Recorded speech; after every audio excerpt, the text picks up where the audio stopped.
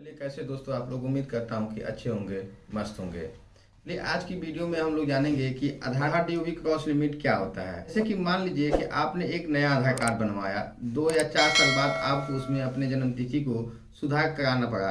तो जैसे ही आप अपना आधार कार्ड का जो जन्म तिथि है किसी सेंटर पे जाके आप सुधार करवाते हैं, तो जिस वक्त आपने सुधार करवाया उसी वक्त आपका जो यूआईडीआई यानी कि unique identification authority of India की तरफ से जो आपको एक बार का लिमिट दिया गया था आधार में डीओबी सुधार करवाने का, वो आपका ख़त्म हो गया।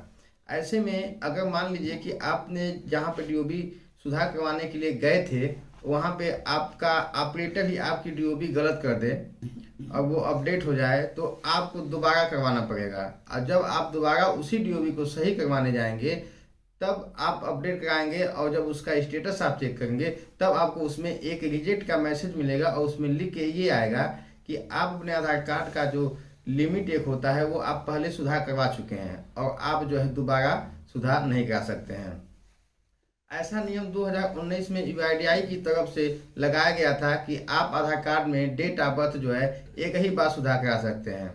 लेकिन कुछ शिकायतों के कारण जब ये पाया गया कि कुछ ऑपरेटरों की गलती की वजह से भी रेसिडेंट का जो आधार कार्ड है वो गलत हो जा रहा है, तो उसको सुधारने के लिए यूआईडीआई ने एक नियम और लाया कि आप डीओबी क्रॉस लिमिट के बाद भी एक बार अपना आधार कार्ड जो है सुधार करवा सकते हैं। उसके लिए उसने एक नई प्रक्रिया बनाई, नए नियम बनाए।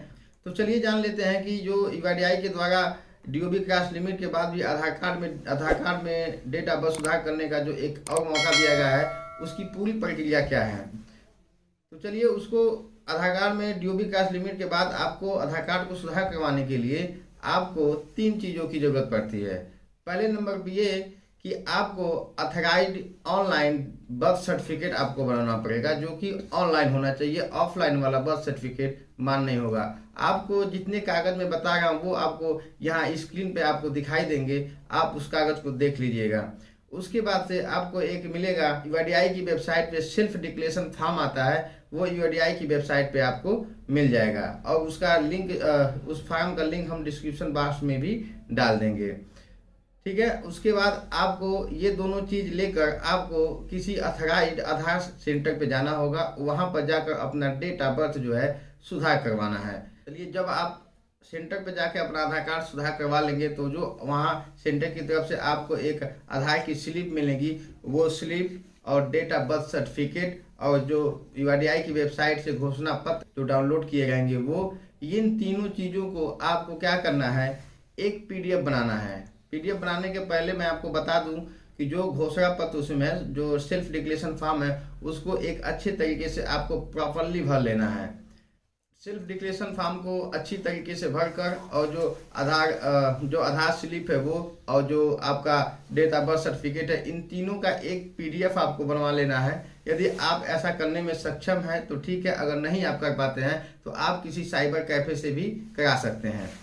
चलिए मैं आपको बता दूं कि मैं इसके पहले 2 महीने पहले इस पर एक वीडियो पूर्णतः बना चुका हूं कि आपको कैसे पीडीएफ बनाना है, कैसे मेल करना है। यहाँ पर आपको एक लिंक दिखेगा, आप उस पर क्लिक करके उस वीडियो को देख सकते हैं। पीडीएफ बनाने के बाद जब उस यूआईडीआई की मेल पे जब आप मेल कर देंगे तो कोई ज़रूरी नहीं है कि आपका 2 या 3 दिन में आपको मैसेज आ जाए कि सही होगा। ऐसे केस में आपको थोड़ा सा पेशेंस रखना होगा और आप देखेंगे कि जब आप मेल करेंगे तो जो आपकी रसीद वहाँ पे सेंटर पर से आपको मिली रहेगी और उसको 1 हफ्ते बाद चेक करवाएंगे तो आप देखेंगे कि वो रसीद जो है रिजेक्ट हो जाती है। जब आप ऐसा चेक करवाएंगे और जब कोई बताएगा आपको कि आपकी जो आधार कार्ड आप सही करवाएं वो रिजेक्ट हो गया है तो आप लोग घबरा जाते हैं। ऐसे में आपको घबराना नहीं है, आपको वेट करना है। वेट अगर आप 1 से 2 महीने वेट करिए, अगर फिर भी आपको यूआईडीआई की जहाँ मेल आपकी है अगर वहाँ से कोई रिप्लाई नहीं आता है तो फिर से आप उसी प्रक्रिया को फिर से आप दोहराएंगे। किसी एजेंट के चक्कर में नहीं पड़ना है, आप फिर पुनः वही प्रक्रिया दोहराइए। जब आप यूआईडीआई को मेल करते हैं तो आप डायरेक्ट यूआईडीआई से कनेक्ट हो जाते हैं और ये मान के चलिए कि आपका काम होना 100% गारंटी है कि होगा ही होगा। लेकिन आपको थोड़ा सा पेशेंस रखना होगा, आपको घबराने की ज़रूरत नहीं होगी और जो है कि दोबारा आप मेल करिएगा फिर से सही होगा। वैसे तो आप जब पहली बार ही मेल करते हैं तो ज़्यादातर लोगों का पहले ही मेल में सही हो जाता है। यदि आपका नहीं होता है तो आप फिर से वही प्रक्रिया सेम वही पीडीएफ बनाइए और उसी उसी रसीद को आपको रखे रहना है, उसी रसीद को दोबारा उसी मेल पर फिर उसी तरीके से जिस प्रकार से हमने पिछली वाली वीडियो में आपको बताया है कि क्या लिखकर क्या सब्जेक्ट लिखकर भेजना है, वो चीज़ें पूरी भर के फिर से आपको भेजनी है। आपको इस मेल करने के लिए आपको किसी प्रकार का कोई चार्ज नहीं लगेगा।